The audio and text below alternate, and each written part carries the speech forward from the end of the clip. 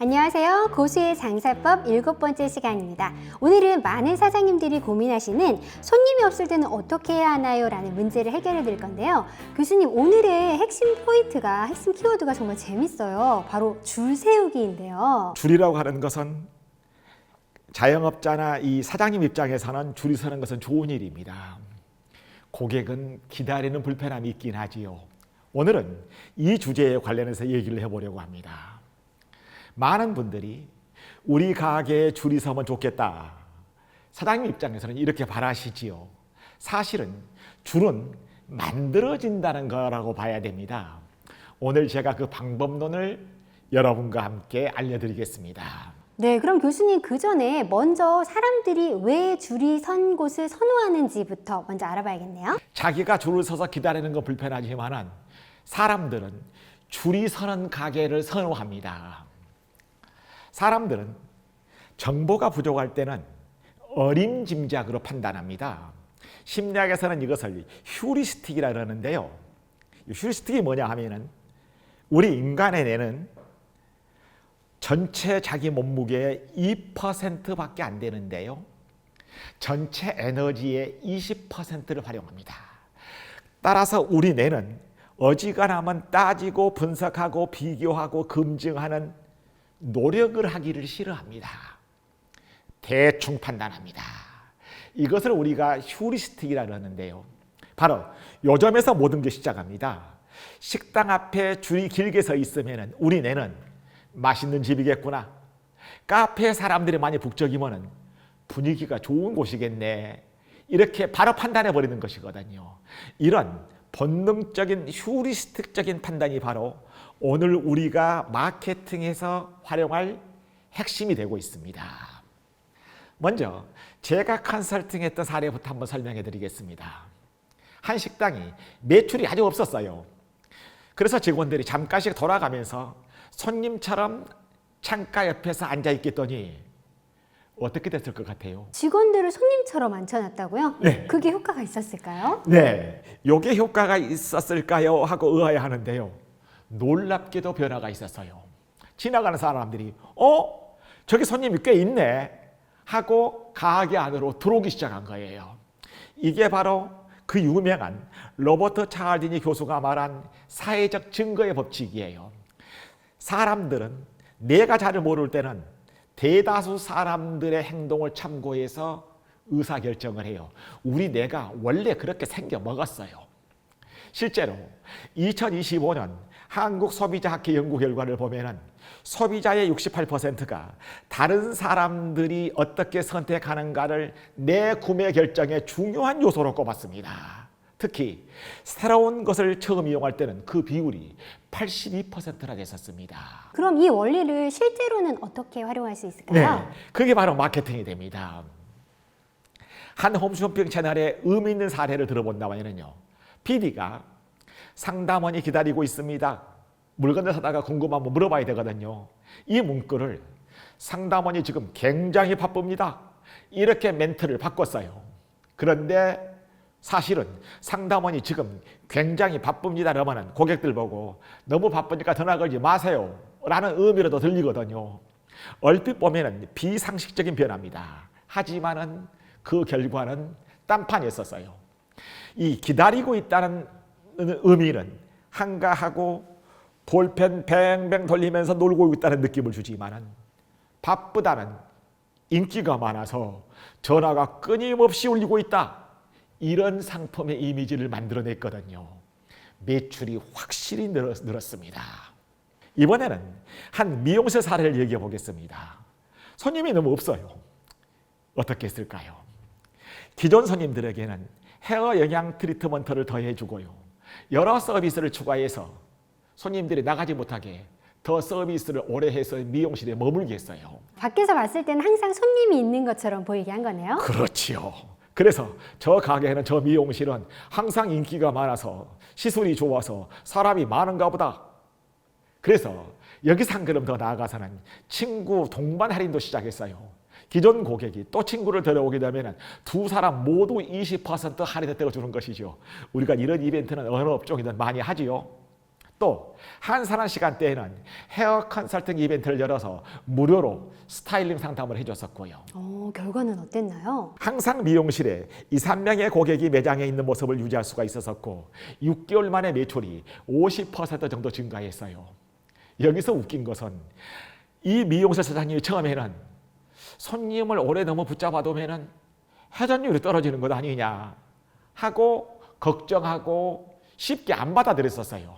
하지만 결과적으로 새 손님들이 더 많이 들어와서 총 매출이 확 늘어난 것이지요. 바로 이제 사람의 기척, 사람들이 우리 가게에 많이 와요 라는 이걸 제가 기척으로 표현했거든요. 요 최고봉은 줄 서우기예요.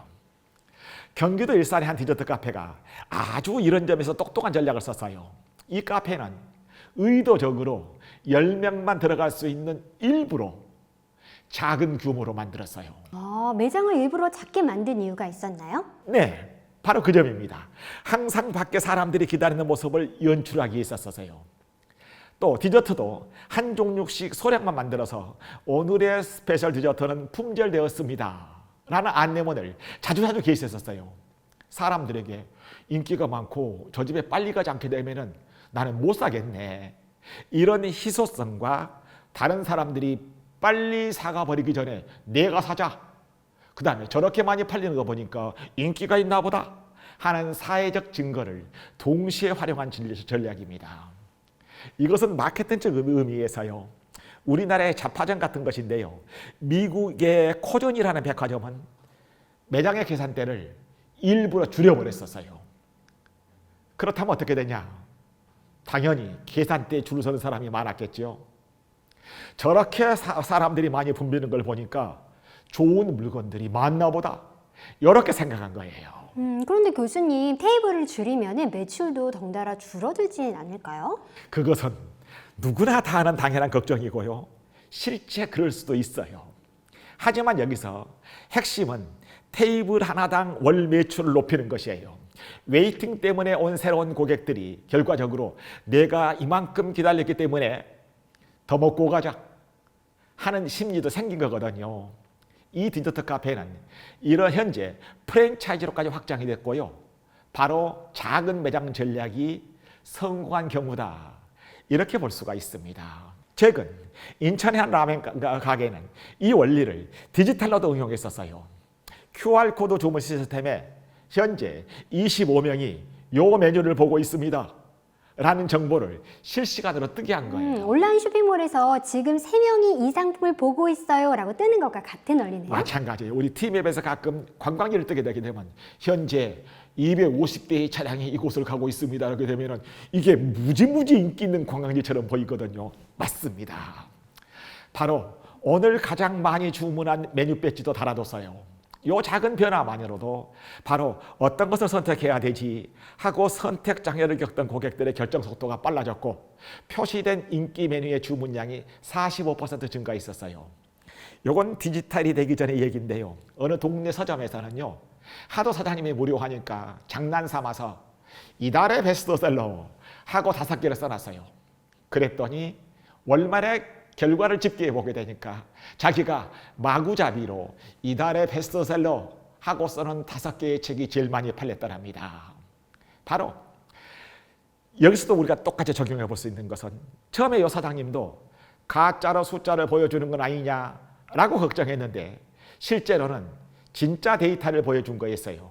단지 고객들이 그러한 정보를 볼 수 있게 만든 것이었죠. 여기 지금 25명의 사람들이 보고 있습니다. 처럼이요. 그럼 구체적으로 어떻게 이런 전략을 우리 자영업자분들이 소상공인들이 실천할 수 있을까요? 간단하게 핵심 전략을 알려드릴게요. 첫째, 가시성 높은 공간을 먼저 채우세요. 창가나 입구부터 고객을 채우세요. 그래야 밖에서 보이거든요. 둘째로, 직원들의 동선을 전략적으로 설계하세요. 아무도 보이지 않으면 직원들조차도 움직이지 않게 되게 되면 그 가게는 죽은 가게입니다. 한산한 시간에도 직원들이 분주하게 움직이면서 바로 활기찬 분위기를 연출해야 됩니다. 셋째는 소리와 움직임도 적절히 활용하세요. 너무 조용한 순간을 만들지 말아라 하는 얘기입니다. 네 번째로는 피크 타임을 전략적으로 만드세요. 특정 시간대에 10% 이벤트, 모순 상품 할인 같은 것을 의도적으로 만들게 되게 되면 당연히 손님들이 붐비는 거거든요. 마지막으로는 이렇게 붐비는 것을 찍어서요, SNS를 통해서 사람의 기척, 오늘 문전성시, 대박 같은 멘트로 인기를 강조할 수 있는 방법도 좋은 전략입니다. 네, 교수님, 그런데 혹시 이런 전략이 가짜 인기를 만드는 것처럼 느껴질 수도 있지 않을까요? 그렇지요. 고민스럽기도 합니다. 그런데요, 지나치게 인위적이거나 기만적인 방식은 오히려 그 가게의 신뢰를 잃게 만드는 요인이 됩니다. 여기서 중요한 것은 실제로 좋은 제품과 서비스를 제공하면서 그것을 효과적으로 알린다. 즉, 사람의 기척은 어디까지나 보조적인 도구나 전략으로 활용해야 된다 하는 점을 잊지 마시기 바랍니다. 네, 그러면 소규모 매장에서도 쉽게 적용할 수 있는 팁이 있을까요? 네, 아까도 염려했던 것처럼 가장 간단한 것은 테이블 배치를 바꾸는 것이에요. 즉, 테이블이 10개 있다면 10개 테이블을 모두 채우려고 하지 말고 8개만 운영하게 되면서 각 남아있는 테이블의 매출을 올리세요. 예를 들어서 한 테이블에 4명씩이 앉는다면 2개 테이블을 치우면 8명가량이 줄 서게 되거든요. 훌륭한 광고가 됩니다. 바로 실제로 저 집이 맛집이다 하는 고객의 인식을 창출할 수 있는 가장 중요한 요소는 웨이팅이에요. 그러면 교수님, 오늘 마지막으로 오늘 내용 중에서 가장 강조하고 싶은 거 한 번만 더 얘기해 주세요. 네, 아까 사람들이 우리 뇌는 2%밖에 안 되는 분량이지만 20%의 에너지를 활용한다. 따라서 사람들은 뇌를 적극적으로 분석하고 검증하고 비교하고 그러려고 하는 것이 아니라 안 쓰려고 한다. 즉, 간단하게 대충 어림잡아서 아까 제가 휴리스트가 표현했죠. 다수의 선택을 안전과 믿음과 가치의 지표로 인식한다는 점이에요. 이게 인간의 본능이거든요. 바로 이러한 원리를 이용하고 자연스럽게 마케팅에 활용하는 것이 바로 고수의 장사법입니다. 따라서 장사의 성패는 종종 실제 품질보다도 인기 있어 보이는가에 달려 있어요. 사실은 사람이 안 오는가가 중요한 것이 아니라 사람이 없는 것처럼 보이는 게 더 중요한 문제예요. 이것은 속임수가 아니라 고객의 심리를 활용한 전략적인 접근입니다. 사람의 기척을 디자인하는 것은 단순한 마케팅 기법을 넘어서 인간 심리의 깊은 이해와 세심한 매장 운영에 꼭 필요한 전략이다. 이렇게 볼 수 있습니다. 네, 자, 감사합니다. 우리 그러면 교수님, 다음 시간에는 또 어떤 내용일지 살짝 팁을 좀 주신다면요? 우리가 시루에다가 물을 넣게 되게 되면 넣는 족족 빠집니다. 먼저 시루를 막는 것이 중요합니다. 따라서 고객이 새로 오는 것도 중요하지만 더 중요한 것은 한 번 왔던 고객을 계속 붙잡아서 또 오게 만드는 전략이 더 중요합니다. 그런 의미에서 잘 키운 단골 하나, 열 광고 안 부럽다. 이렇게 제목을 정했습니다. 네, 다음 시간 내용도 굉장히 기대가 되는데요. 오늘 귀한 시간 정말 감사합니다.